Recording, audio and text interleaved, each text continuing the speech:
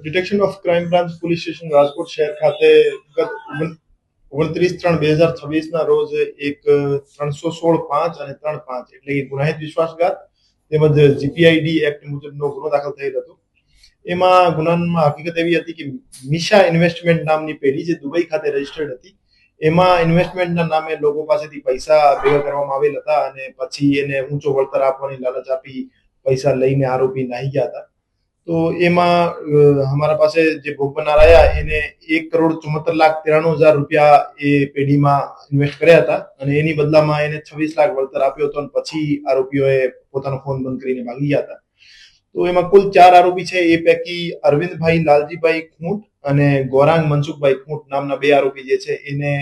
Economic offence વિંગના PSI Shri દ્વારા એની ધરપકડ કરવામાં આવેલ છે અને હાલમાં એ આરોપી પોલીસ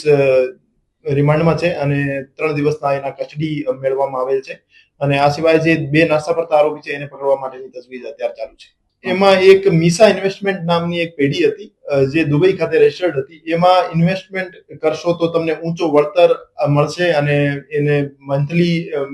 ઊંચા વળતરની લાલચ આપી લોકો પાસેથી પૈસા મેળવવામાં આવેલ હતા અને પછી એમને અમુક સમય સુધી વળતર આપી પછી આખો મૂડી અને વળતર આપ્યા વગર માણસો એના પૈસા લઈને નાહી ગયા.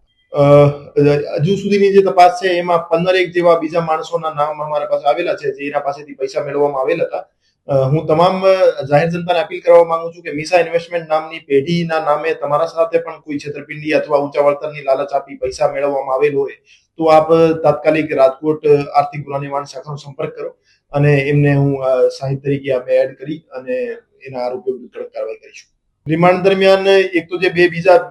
આરોપી છે સાગર અને જ્યોત્સના, એના લોકેશન બાબતે અને એની જે એમઓ છે એ બાબતે વિસ્તારપૂર્વક પૂછપરછ કરવામાં આવશે. આ સિવાય એ પૈસા જે છે માણસો પાસેથી લઈને એને ક્યાં ઇન્વેસ્ટ કર્યા છે અને કઈ પ્રોપર્ટીઝ એને પોતે લઈ લીધી છે, એ પ્રોપર્ટીઝ ટાંચમાં કેવી રીતે લઈ શકાય, એ તમામ બાબતો બાબતે અમે ઊંડાણપૂર્વક તપાસ કરીશું અને હજુ સુધીનો જે આંકડો છે છેતરપિંડીનો જે 1,74,00,000 જેવું છે અને બીજા માણસો અમારી પાસે ભોગ બનનાર આવશે તો એ આંકડો વધુ થવાની શક્યતા છે.